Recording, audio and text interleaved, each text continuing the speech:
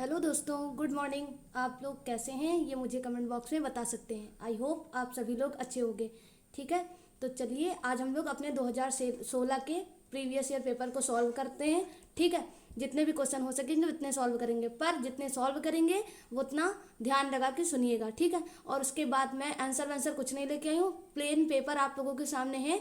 ठीक है, खुद कोशिश करो कि कितने क्वेश्चन के आंसर आप लोग ईमानदारी के साथ दे पा रहे हो। ठीक है, क्योंकि यही डिसाइडिंग क्वेश्चंस हैं जो आप लोगों को फाइनली 2026 में घुमा फिरा के मिलने वाले हैं। ठीक है, तो आप लोग थोड़ा अवेयर रहिए, थोड़ा और ज़्यादा ठीक है पार्टिसिपेट करने का काम करिए, है ना। और उसके बाद आप लोगों जितने भी क्वेश्चन गलत या सही कुछ भी अटेम्प्ट कर रहे हो उन सब में आप लोगों की बराबर की क्या है, बराबर की बहादुरी है और बराबर की ईमानदारी भी है। ठीक है, तो आप लोग कमेंट बॉक्स में आंसर भी लिखना मत भूलना, जितने लोग बेसिकली देख रहे हो। ठीक है, क्योंकि मुझे पता है कि अभी मेरा चैनल नया है तो लोग बहुत ज़्यादा जुड़ नहीं पाते हैं। ठीक है, तो आप लोग जितने लोग जुड़ते हो वो मेरी छोटी सी यूट्यूब फैमिली का बड़ा सा हिस्सा बन सकते हो। ठीक है, और आप लोगों को पता है कि इस यूट्यूब चैनल पर आप लोगों को यूपीएससी से रिलेटेड सारी चीज़ें डे बाय डे प्रोवाइड करवाई जाती हैं। प्रीवियस ईयर क्वेश्चन सॉल्व कराया जाता है, जितना हो सकता है उतना कंटेंट सॉल्व करवाया जाता है। ठीक है, क्योंकि ये चैनल बहुत कम समय के लिए मतलब प्रीलिम्स के बहुत कम समय से शुरू किया गया था, इसीलिए मुझे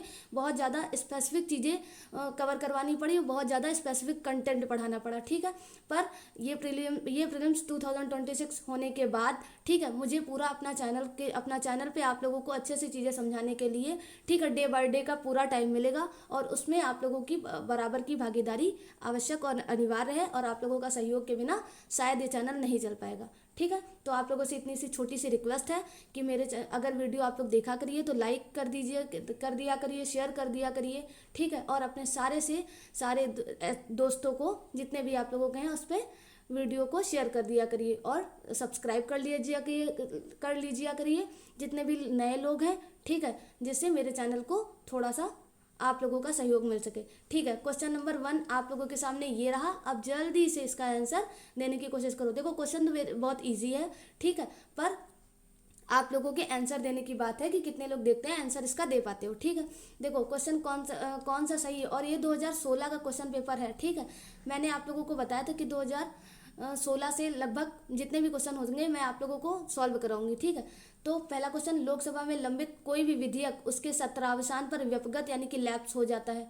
ठीक है, और उसके बाद दूसरा स्टेटमेंट क्या है, राज्यसभा में लंबित कोई विधेयक जिसे लोकसभा से पारित नहीं किया गया है लोकसभा में विघटन से व्यपगत नहीं होगा।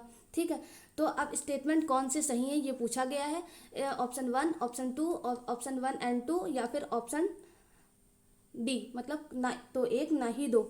ठीक है, तो इसका आंसर आप लोग कमेंट बॉक्स में जल्दी से देने की कोशिश करिए। मैं 2 सेकंड रुक रही हूँ। ठीक है, तो आई होप आप सभी लोगों ने इसका आंसर दे दिया होगा। ठीक है, देखो अब इसका आंसर करेक्ट तो बी है। ठीक है, अब देखो बी क्यों करेक्ट है। देखो अगर आप लोगों को विधेयक के लंबित होने के बारे में अब भविष्य में कोई भी क्वेश्चन आए, ठीक है, तो आप लोगों को टेंशन लेने की कोई जरूरत नहीं है। मैं आप लोगों को बता रही हूँ, देखो 2 लाइन सिर्फ याद कर लो, 2 स्टेटमेंट सिर्फ आप लोग याद कर लो, कभी भी आप लोगों का ये विधेयक से रिलेटेड क्वेश्चन गलत नहीं होगा। एक पॉइंट आप लोगों को क्या याद करना है कि लोकसभा में लंबित विधेयक और उसके मतलब जितने भी विधेयक हैं वो लोकसभा में अगर लंबित है तो वो अपने आप कोलैप्स कर जाते हैं, यानी कि व्यपगत हो जाते हैं। ठीक है, तो एक पॉइंट ये याद रखना है, एक लाइन। ठीक है, और दूसरा ये याद रखना है कि अगर लोकसभा में पारित है विधेयक, ठीक है, लोकसभा में पारित कर दिया गया है और राज्यसभा में लंबित है, ठीक है, तब भी वो क्या हो जाता है, कोलैप्स हो जाता है। तो ये 2 स्टेटमेंट आप लोगों को याद रखना है। बाकी अब विधेयक से लेकर जितने भी घुमा फिरा के स्टेटमेंट वो देंगे वो सारे गलत ही होंगे। सिर्फ 2 याद रखना है, क्या, लोकसभा में लंबित कोई विधेयक अपने सत्रावसान पर व्यपगत हो जाता है। दूसरा, अगर वो लोकसभा से पारित कर दिया गया और राज्यसभा में लंबित है तब भी वो क्या हो जाएगा, व्यपगत हो जाएगा। लेकिन अब देखो इसमें दूसरा स्टेटमेंट क्या दिया गया था कि राज्यसभा में लंबित कोई विधेयक, मतलब राज्यसभा में लंबित है जिसे लोकसभा से पारित नहीं किया गया है, लोकसभा के विघटन पर व्यपगत नहीं होता है, तो इतना याद रखना वो नहीं होगा। भाई सिचुएशन तो ये है ना कि वो लोकसभा में अगर लंबित है और मतलब लोकसभा से पारित है और राज्यसभा में लंबित है तब तो व्यपगत हो जाएगा। ठीक है, लेकिन अगर राज्यसभा में लंबित है और लोकसभा से पारित नहीं किया गया तो कैसे व्यपगत हो सकता है। ये तो पूरा स्टेटमेंट मेरा जो आप लोगों को दूसरा पॉइंट मैंने बताया था वो तो घुमा फिरा के बात कर दी गई है। ठीक है, तो इसके लिए अब आप लोगों को भविष्य में कोई भी चिंता करने की जरूरत नहीं होगी, सिर्फ 2 ही पॉइंट याद करना है। मैं फिर से आप लोगों को दोहराए दे दे रही हूँ कि आप लोगों के दिमाग में हमेशा के लिए ये चीज़ें बैठ जाए। कौन सा?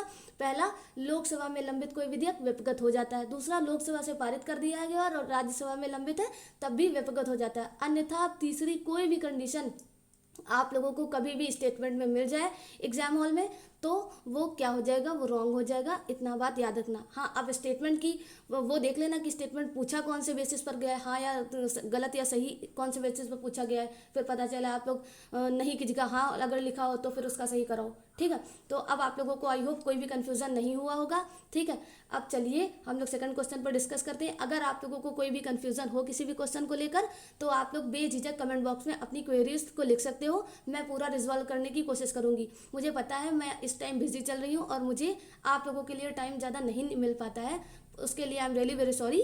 पर मैं कोशिश ज़रूर करूँगी कि आप लोगों के साथ मेरा कॉन्टैक्ट हमेशा बना रहे। ठीक है, चलिए अब क्वेश्चन नंबर दूसरा देखो भाई जल्दी से। निम्नलिखित में से कौन सा वह सूचक है जिसका या जिनका IFPRI द्वारा वैश्विक भुखमरी सूचकांक ग्लोबल हंगर इंडेक्स रिपोर्ट बनाने में उपयोग किया जाता है। ठीक है, देखो अब अगर हम लोग वर्ल्ड ग्लोबल इंडेक्स की देखें तो हर साल ये रिपोर्ट जारी होती है। ठीक है, हर साल करंट अफेयर की न्यूज़ में रहती है और रिपोर्ट और सूचकांक वाले ऐसे सेक्शन है कि यूपीएससी किसी ना किसी से एक क्वेश्चन करता जरूर है। पर ये एरिया इतना बड़ा है कि हम लोग खुद नहीं जान सकते कि कहाँ से कौन से सूचकांक के बारे में यूपीएससी पूछेगा। उसके लिए आप लोगों को प्रीवियस ईयर क्वेश्चन बहुत ज़्यादा ज़रूरी होते हैं कि वही रिपीट कर करके वो कुछ पूछते हैं।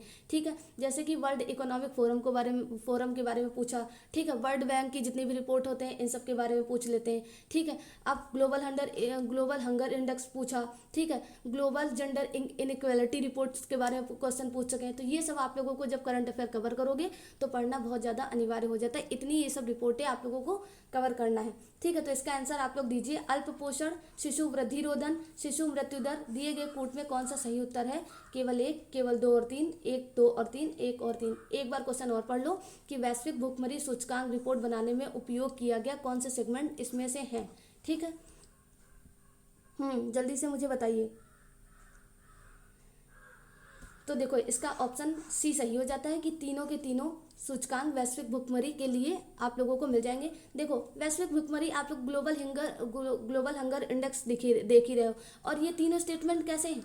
हंगर से रिलेटेड ही है कि हंगर अगर ये तीनों सही हो जाएंगे, ठीक है, तो हंगर अपने आप में क्या मतलब एक बड़ी समस्या नहीं रह जाएगी। ठीक है, तो क्या मतलब अल्प पोषण, ठीक, शिशु वृद्धि रोधन, ये सब अगर कम कर दिया जाए, ठीक है, तो आप लोगों को क्या इसमें थोड़ा बढ़ोतरी मिल सकती है। तो आप लोग इस स्टेटमेंट से थोड़ा लॉजिक लगा के वहाँ पर क्या कर सकते हो, इस क्वेश्चन को सॉल्व कर सकते हो। आई बात समझ में?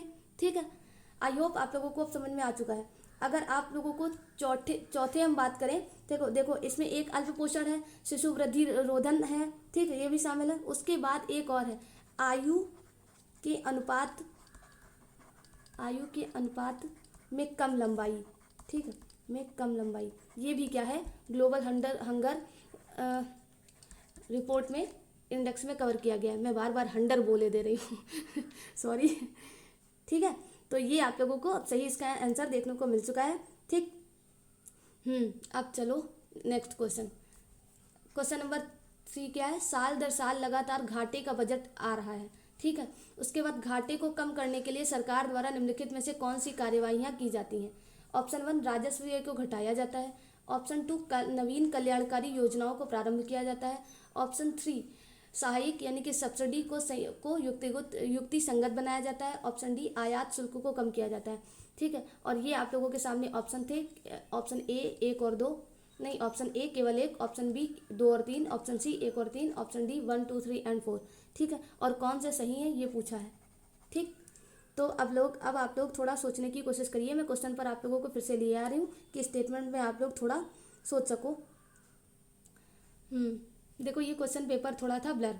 ठीक है, तो मैंने जब इसको अपनी वो एडिटिंग वाली ऐप में करा तो वो ऐसे ही ब्लर आ गया है, तो उसके लिए थोड़ी असुविधा आप लोगों को हो रही होगी, मुझे पता है। तो इसके लिए आप लोगों को आंसर ऑप्शन सी सही मिल जाएगा। ऑप्शन सी क्या है? 1 और 3। ठीक है, तो ये मतलब देख लो कि राजस्व व्यय का घटाना और सब्सिडी को युक्ति संगत बनाना। ठीक है, ये क्या है? लगातार घाटे के बजट को कम करने के लिए सरकार द्वारा निम्नलिखित में से कौन सी कार्यवाहियाँ की जाती हैं? तो इतना किया जाता है। अब देखो अगर ये क्यों नहीं किया जाता, आप पूछोगे मैम गलत ऑप्शन क्यों नहीं है? मतलब गलत ऑप्शन कैसे गलत है। नवीन कल्याणकारी योजनाओं का प्रारंभ, अगर नवीन कल्याणकारी योजनाओं का प्रारंभ, आप लोग खुद ही लॉजिक लगाइए, ठीक है। अगर इसका प्रारंभ करेगा तो क्या सरकार घाटे से उभर पाएगी? ठीक है, नहीं उभर पाएगी, क्योंकि इसमें तो और पैसे जाने हैं ना, इसमें और पैसे आने कैसे हैं? और जब पैसे आएंगे तभी तो हम लोग अपना घाटा चुकता कर सकते हैं, ठीक है। तो इसको आप लोग गलत अपना वहाँ पे एग्जाम हॉल में तुरंत लॉजिक से गलत कर सकते हो। ऑप्शन 4 क्या है? आयात शुल्क को कम करना, ठीक है। आयात शुल्क को हम लोग मान लो कम कर दिया, ठीक है। अब अगर हम लोग जो भी आयात मतलब जो भी चीज़ें हम लोग बाहर से मंगाते हैं, जो चीज़ें अगर हम लोग बाहर से मंगा रहे हैं और उसके शुल्क को हमने कम कर दिया, तो भाई क्या वो लोग और भी चीज़ें बाहर से लाने लगेंगे? यही तो आयात शुल्क है जो हम लोग लगाते हैं, तो क्या विदेशी चीज़ें भारत में कम एंटर कर पाती हैं? ठीक है, इसीलिए आप लोगों ने देखा होगा FTA, CAPA, ये सब क्या है? ये सब सारे सेपा, फ्री ट्रेड एग्रीमेंट, ये सब सारे लॉन्च किए जाते हैं कि लिमिटेड टैक्स रिलैक्सेशन मिल जाए लोगों को, ठीक है। तो इससे भी क्या होगा कि हम लोगों का बजट और मतलब घाटा और ज़्यादा बढ़ सकता है। तो 1 और 3 इसीलिए सही है, ठीक है। अब अगर मैं देखूं जरा, देखो अगर आप लोगों को 2 गलत थोड़ा सा पता होता तो ऐसे ही आप लोगों के पास क्या 2 स्टेटमेंट जा रहे थे, 50-50 में आप लोगों को पक्का पता है कि आप लोग कर लेते, ठीक। इतना कठिन ये क्वेश्चन नहीं था, ठीक है। अब क्वेश्चन नंबर 4 देखिए। भारत में वित्तीय समावेशन को प्रोत्साहित करने की दृष्टि से भुगतान बैंक यानी कि पेमेंट बैंक की स्थापना की जा रही है। इस दृष्टि से निम्नलिखित कथनों में से कौन सा सही है? ठीक है, पेमेंट बैंक के बारे में क्वेश्चन पूछा गया है। अब पेमेंट बैंक के बारे में आप लोगों को जितनी भी डिटेल्स पता है अपने माइंड में तुरंत स्कैन करना चालू कर दो। स्टेटमेंट पढ़ते ही आप लोगों को पता चल जाएगा कि कौन सा स्टेटमेंट सही है या कौन सा स्टेटमेंट गलत है। अगर नहीं पता है तब तो आप लोगों को अपनी क्या साम दाम दंड भेद वाली सारी चीज़ें यूज़ करनी, सारी शक्तियाँ इसी क्वेश्चन में लगानी। और उसके बाद भी नहीं बन रहा है तो 1 मिनट से ज़्यादा टाइम नहीं देना है, क्योंकि एक ही क्वेश्चन आप लोगों को एग्जाम हॉल में पास नहीं करवाएगा, ठीक है। तो चलिए अब स्टेटमेंट इसका क्या है? जिन मोबाइल टेलीफोन कंपनियों और सुपर बाजार श्रृंखलाओं का स्वामित्व एवं नियंत्रण भारतीय व्यक्तियों के पास है, वे भुगतान बैंकों के प्रवर्तक होने के योग्य हैं। क्या आप लोगों ने पढ़ रखा है ये कंडीशन? ठीक है। ऑप्शन दूसरा क्या है? भुगतान बैंक क्रेडिट कार्ड और डेबिट कार्ड दोनों जारी कर सकते हैं, ठीक है।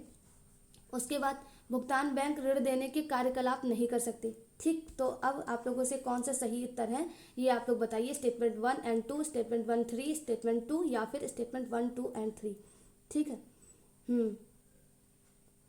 तो जल्दी से सोचो भाई। तो इसका स्टेटमेंट आंसर बी सही हो जाता है, ठीक है। अब देखो 2 गलत क्यों है? देखो भुगतान बैंक क्रेडिट एवं डेबिट कार्ड दोनों को जारी करता है। नहीं भाई, भुगतान bank credit and debit card दोनों को जारी नहीं करता। भुगतान बैंक केवल डेबिट कार्ड को जारी करता है, ठीक है, केवल डेबिट कार्ड को जारी करता है। अब देखो इतनी छोटी सी माइन्यूट सी इसमें वो चीज़ करी गई है जो आप लोगों को क्वेश्चन में घुमा सकती है वहाँ पर, ठीक। अगर आप लोगों को इतना ही पता होता तो ये तुरंत 2 हटा के आंसर आप लोगों की आंखों के सामने था ऑलरेडी, ठीक है। बाकी आप लोगों को पेमेंट बैंक के बारे में सारे स्टेटमेंट सही मिल जाएंगे। अब ये तीनों स्टेटमेंट रट लेना, जिसको नहीं आते हैं बस इतना याद रखना कि क्रेडिट कार्ड इसमें काट देना, सिर्फ डेबिट कार्ड याद रखना, ठीक है। चलिए अब हम लोग आगे बढ़ते हैं। क्वेश्चन नंबर 5, हाल ही में समाचारों में रहा लाईफाई के संदर्भ में निम्नलिखित में से कौन सा सही है? देखो लाईफाई उस टाइम न्यूज़ में तो था, लेकिन लाईफाई जानते हो इंटरव्यू में तक क्वेश्चन एग्जामिनर के द्वारा पूछा गया। इंटरव्यू में लोगों ने पूछा है बच्चों से कि लाईफाई क्या है। तो आप लोगों को अवेयरनेस के पर्सपेक्टिव से इसके बारे में पता होना चाहिए। आई होप आप सब लोगों को पता भी होगा, क्योंकि तब से ये जब से न्यूज़ में आया था तब से तो बहुत बार न्यूज़ में रह चुका है, ठीक है। तो क्या बोला गया लाईफाई के बारे में? या उच्च गति डेटा संचरण के लिए प्रकाश को मध्यम रूप में प्रयुक्त करता है, ठीक है भाई। और स्टेटमेंट दूसरा क्या है? यह एक बेतार प्रौद्योगिकी है, मतलब तार इसमें नहीं है, और लाईफाई और वाईफाई से कई गुना तीव्रतर है, ठीक है। तो इसके बारे में आप लोग सही आंसर दोनों स्टेटमेंट सही लगा सकते हो, ठीक है, क्योंकि दोनों पॉजिटिव स्टेटमेंट है। और आप लोगों को पता ही है कि लाईफाई बिना ये तो आप लोगों को सही पता ही होगा, ठीक है। इसके बारे में अगर थोड़ा बहुत कन्फ्यूजन हो भी रहा होगा तो आप लोगों को पता चल चुका है, ठीक है। अब क्वेश्चन नंबर 6 देखो मैं जल्दी जल्दी इसलिए करवा रही हूँ कि अब हम लोगों को सिर्फ PYQ सॉल्व करना है, ठीक है। आप लोग PYQ सॉल्व करो, मैं आप लोगों को जल्दी तो करवा रही हूँ लेकिन साथ में सारी स्ट्रेटेजीज बता रही हूँ, गलत और सही स्टेटमेंट के बारे में फ़र्क भी बता रही हूँ, ठीक है। और आप लोगों को इसी स्पीड से जब एग्जाम हॉल में क्वेश्चन सॉल्व करोगे तभी 2 या 3 बार दोहरा पाओगे, ठीक है। तो ये आप लोगों के लिए रिक्वेस्ट भी है कि आप लोग थोड़ा स्पीड से पढ़ना और क्वेश्चन को सॉल्व करना, जिससे आप लोगों को माइंड की थोड़ी स्पीड भी बढ़ जाए, ठीक। क्योंकि वहाँ पर चिल्ला के तो पढ़ नहीं सकते, और चिल्ला के पढ़ने से ही क्या होता है कि स्पीड थोड़ा तेज़ होती है। वहाँ पर मन से पढ़ना है, और मन में आप लोग जितनी स्पीड तेज़ कर सकते हो वो आप लोगों के लिए बहुत ज़्यादा बेनिफिशियल होगी, ठीक है। तो आप लोगों को थोड़ा उसके लिए आदत डालना पड़ेगा। अगर मेरे पास बहुत सारा टाइम होता तो मैं आप लोगों को प्रीवियस ईयर क्वेश्चन आप लोगों ने देखा भी होगा कि मैंने कुछ सब्जेक्ट वाइज सॉल्व करवाया, तो आप लोगों को उसमें करंट अफेयर रिलेटेड, ठीक है, और भी जितने गलत और सही स्टेटमेंट सारी की सारी इन्फॉर्मेशन उसमें दे रखी है, ठीक है। पर इसमें आप लोगों को ज़्यादा टाइम नहीं मिल सकता, क्योंकि क्वेश्चन भी बहुत ज़्यादा है, और दूसरा मेरा टाइम भी लिमिटेड होता है, ठीक है, और आप लोगों के पास भी लिमिटेड ही होता है, ठीक। अब क्वेश्चन नंबर 6, अभीष्ट राष्ट्रीय निर्धारित अंशदान यानी कि इंटेंडेड नेशनली डिटरमाइंड कॉन्ट्रीब्यूशंस पद को कभी कभी समाचारों में किस संदर्भ में देखा जा सकता है, ठीक है। तो ये देखो करंट अफेयर की न्यूज़ है। आई होप, मतलब शायद मुझे लगता है कि आप लोगों को इसमें कोई दुविधाएं मतलब परेशानियां हो रही होंगी, नहीं आता होगा इसका आंसर, पर कोई नहीं, इसका आंसर मैं आप लोगों को बता देती हूँ। ऑप्शन बी इज करेक्ट है, क्योंकि अभीष्ट राष्ट्रीय निर्धारित अंशदान जो है वो जलवायु परिवर्तन का सामना करने के लिए विश्व के देशों द्वारा बनाई गई एक कार्य योजना है। तो इसके बारे में आप लोग को पता हो चुका है। बाकी ये सारे घुमाने फिराने के लिए स्टेटमेंट आप लोगों को दे रखे हैं, ठीक है, कि आप लोग थोड़ा पॉइंट से हट जाओ, ठीक। अब क्वेश्चन नंबर 7 देख लो। उदय एक प्रयोजन है, ठीक है। कौन सा सरकार की योजना उदय का एक प्रयोजन है, ठीक है। तो उदय के बारे में पूछा गया है। अब आप लोगों को उदय के बारे में नहीं पूछा जाएगा। अब आप लोगों को अगर 2026 में स्कीम्स पढ़नी है तो एमजी नरेगा, मतलब सॉरी, अब वो एमजी नरेगा का नाम चेंज हो चुका है ना, वीबीजी रामजीवेल हो चुका है ना, तो वो पढ़ लेना, ठीक है। बाकी आप लोग क्या प्रधानमंत्री जनधन योजना के बारे में पढ़ सकते हो, ठीक है। उसके बाद आयुष्मान योजना के बारे में पढ़ सकते हो। उसके बाद, ठीक है, वो एक कौन सी थी जिसमें बहुत सारे वर्कर्स कवर किए गए थे, मतलब 3 कैटेगरी के, क्या विश्वकर्मा योजना, ठीक है। तो ये इस तरह से मतलब आप लोग स्कीम्स पढ़ना, बहुत सारी पुरानी मत पढ़ना, ठीक है। आप लोग 2015 के बाद से ही जितनी स्कीम्स हैं उनको पढ़ना, ठीक है। ये मतलब आप लोगों को प्रीवियस ईयर क्वेश्चन का एनालिसिस करने के बाद ही मैं बता रही हूँ, ठीक है, अपने मन से नहीं बता रही हूँ। अगर आप लोगों को स्किप करने का टाइम मिले, ठीक है, तो स्किप करके स्मार्टली पढ़ लो। अब इतना टाइम नहीं कि सारी कवर करो, ठीक है। तो उदय के बारे में क्या आंसर स्टेटमेंट क्या दिए गए हैं? ऊर्जा के नवीकरणीय स्रोतों के क्षेत्र में नव प्रयासी यानी कि स्टार्टअप उद्यमियों को तकनीकी एवं वित्तीय सहायता प्रदान करना। 2018 तक देश के हर घर में बिजली उपलब्ध कराना। ऑप्शन सी, एक समयावधि के अंदर कोयला आधारित शक्ति संयंत्रों के स्थान पर प्राकृतिक गैस, नाभिकीय सौर, वायु और ज्वारीय शक्ति संयंत्र स्थापित करना। या फिर ऑप्शन डी, विद्युत वितरण कंपनियों और वित्तीय कायापलट और पुनरुत्थान का प्रबंध करना, ठीक है। तो इसका आंसर आप लोग देने की कोशिश करो। क्वेश्चन बहुत ज़्यादा लेंदी है, ठीक है। खैर 2025 का जिसको पता होगा तो ये छोटा ही लग रहा होगा उसको, ठीक है। क्वेश्चन नंबर क्या है? निम्नलिखित में से कौन सा सरकार की योजना को उदय के बारे में, तो उदय के बारे में ऑप्शन डी करेक्ट हो जाता है। विद्युत वितरण कंपनियों की वित्तीय कायापलट और पुनरुत्थान का प्रबंध करने के लिए उदय स्कीम लाई गई थी, बहुत उस टाइम न्यूज़ में थी, ठीक है। अब क्वेश्चन नंबर 8 देखो। कभी कभी समाचारों में दिखने वाली IFC, ठीक है, IFC मसाला बॉन्ड, ठीक है, IFC मसाला बॉन्ड के संदर्भ में निम्नलिखित कथनों पर विचार कीजिए। अंतर्राष्ट्रीय वित्त निगम यानी कि इंटरनेशनल फाइनेंस कॉरपोरेशन जो इन बॉन्डों को प्रस्तावित करता है, विश्व बैंक की एक शाखा है, ठीक है। तो सोचो क्या है शाखा, क्योंकि ये आप लोगों ने इकोनॉमी में पढ़ा होगा, ये आप लोगों का स्टैटिक का पोर्शन है और ये कवर किया होगा आप लोगों ने, ठीक है।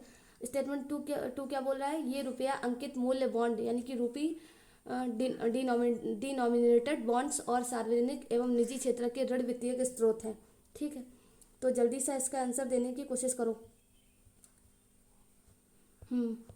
स्टेटमेंट आप लोगों को पता ही है कि कौन से हो सकते हैं, तो स्टेटमेंट में यही लिखे दे रही हूँ। ऑप्शन ए है केवल एक, ऑप्शन बी केवल 2, ऑप्शन सी 1 और 2 बोथ, और या फिर option D neither 1 and neither 2 nor 2, ठीक है।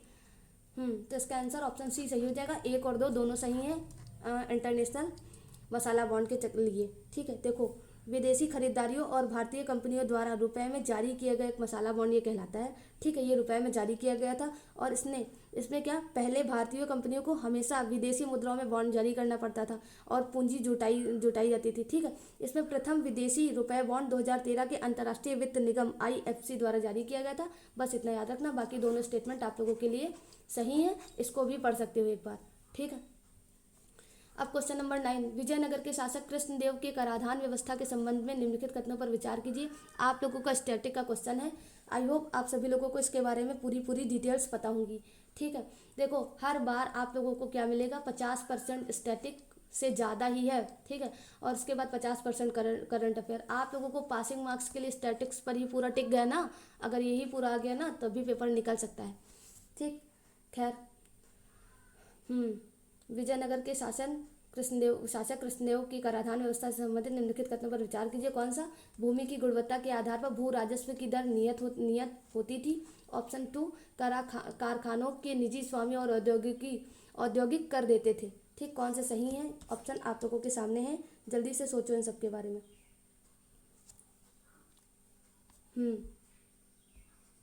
तो इसका भी ऑप्शन सी सही हो जाता है, बोथ 1 और 2 सही हैं। ठीक है, क्योंकि विजयनगर राज्य के राजस्व का महत्वपूर्ण स्रोत भूमि कर था।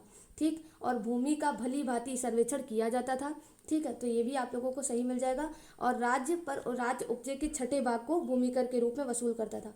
याद रखना, छठा भाग। ठीक, छठे भाग के रूप में क्या करते थे, भूमि को कर के रूप में वसूल किया जाता था। अब क्वेश्चन नंबर 10। ठीक है, उसके बाद हम लोग अपने सेशन को एंड करेंगे। बाकी जो भी अगर टाइम मिला, मुझे मिला, क्योंकि मुझे अभी इंपॉर्टेंट काम के लिए जाना है। अगर आप लोगों के लिए टाइम मिला तो मैं शाम को फिर से एक वीडियो लाऊंगी और आप बाकी क्वेश्चंस में आप लोगों को कवर हो जाएंगे, वरना फिर कल। ठीक, क्योंकि कल ही आप लोगों को 8 बजे पर वीडियो मिल जाएगी। डेली सुबह आप लोगों को वीडियो 8 बजे मिल जाती है। क्वेश्चन से रिलेटेड आप लोग चैनल पर आके गो थ्रू कर सकते हो। ठीक है, तो चलिए, प्राचीन भारत के निम्नलिखित पुस्तकों में से किस एक में शुंग वंश के संस्थापक के पुत्र की प्रेम कहानी है? भाई बहुत इजी है, आप लोगों को पता ही होगा। कौन सा? स्वप्नवास दत्ता, मालविकाग्निमित्रम, मेघदूत, रत्नावली। ठीक है, तो ये आप लोगों को सभी लोगों को पता होगा, मुझे पता है। बी आंसर इसका सही है। ठीक है, और ये किसके द्वारा लिखी, ये मुझे कमेंट बॉक्स में ज़रा सा बता दो। ठीक है, और ये क्या है, नाटक है, कहानी है, उपन्यास है, क्या है, ये भी बता दो ज़रा सा। ठीक है, और उसके बाद कौन सी भाषा में लिखा है, ये भी बता दो। चलो एक क्वेश्चन और भी देख लेते हैं, शगुन के 11 कर देते हैं। ठीक है, निम्नलिखित में से किसके संदर्भ में कभी कभी समाचारों में एम्बर बॉक्स, ब्लू बॉक्स और ग्रीन बॉक्स शब्द देखने को मिले? भाई ये इतना इंपॉर्टेंट क्वेश्चन है ना, इसको हमेशा याद रखना। ठीक है, क्योंकि ये अभी 2016 में पूछा गया है। ठीक है, WTO को लेकर WTO मैंने आंसर भी बता दिया आप लोगों को। खैर इसका आंसर WTO सही है। ठीक है, बाकी WTO को मैं आप लोगों को बता दूं, लेकर 2025 में क्वेश्चन पूछा जा चुका है। बाकी एम्बर बॉक्स, ब्लू बॉक्स और ग्रीन बॉक्स रिसेंटली 1 साल के न्यूज़ में रहे भी हैं, तो संभावनाएं फिर से उठती हैं यही क्वेश्चन फिर से रिपीट होने का। ठीक है, मैंने आप लोगों को 2013 का जब क्वेश्चन सॉल्व करवाया था और बुद्ध वाला क्वेश्चन पढ़ाया था, एज इट इज़ क्वेश्चन 2014 में रिपीट हुआ है। ठीक है, तो ये मत सोचो कि क्वेश्चन रिपीट नहीं होते हैं, क्वेश्चन वही रिपीट हो जाते हैं जिसपे UPSC को लगता है कि ये लोग नज़रअंदाज कर सकते हैं। ठीक है, तो थोड़ा अवेयर रहो इसको लेकर। अब ये तीनों बॉक्स याद रख लो, और किसके लिए यूज़ होते हैं, तो WTO के लिए यूज़ होते हैं, ये भी आप लोग याद रख लेना। ठीक है, बाकी सार्क आप लोगों को पढ़ना है, UNFCCC पढ़ना है, और FTA और UA। ठीक है, तो FTA ठीक है, और भारत और यूनाइटेड यूरोपियन कंट्रीज़ के साथ अभी जो एग्रीमेंट हुआ है बहुत बड़ा, ठीक है, वो भी आप लोग याद रख सकते हो। बाकी सब ठीक है, सार्क वार्क के बारे में आप लोगों को पता होगा। ठीक, अब देखो नेक्स्ट क्वेश्चन, अभी थोड़ा बहुत टाइम में देख लेते हैं। क्वेश्चन नंबर 12 देखो, निम्नलिखित में से किसको या किनको भारत सरकार की पूंजी बजट में शामिल किया जाता है? ठीक है, भारत सरकार की पूंजी बजट में शामिल किया जाता है। ऑप्शन 1, सड़कों, इमारतों, मशीनरी आदि जैसी परिसंपत्तियों के अधिग्रहण पर व्यय, विदेशी सरकारों से प्राप्त ऋण, फिर राज्य और संघ राज्य क्षेत्रों के अनुदान, ऋण और अग्रिम। ठीक, कौन सा सही है? स्टेटमेंट आप लोगों के सामने है, जल्दी से सोच के आंसर मुझे दे सकते हो। ठीक है, तो इसका आंसर ऑप्शन डी सही हो जाता है। जितने भी लोगों ने इन 12 क्वेश्चन को अटेम्प्ट किया है, ठीक है, आप लोगों का बहुत बहुत धन्यवाद। और इन 12 क्वेश्चन का आंसर आप लोग जितने भी लोग गलत या सही जो भी करके कमेंट बॉक्स में लिख रहे हो, ठीक है, उसके लिए भी आप लोगों का बहुत बहुत शुक्रिया। बाकी कल मिलते हैं निर्धारित टाइम पर। ठीक है, आज के लिए have a nice day, bye bye. जितने भी नए बच्चे आए हो प्लीज़ मेरे चैनल को सब्सक्राइब कर लेना। ठीक है, क्योंकि आप भी हमारी छोटी सी यूट्यूब फैमिली का बड़ा सा हिस्सा बन सकते हो, और इस चैनल से आप लोगों को गारंटीड फ्यूचर में, ठीक है, और अभी भी बहुत ज़्यादा लाभ प्रदान होने वाला है। ठीक है, चलिए बाय बाय।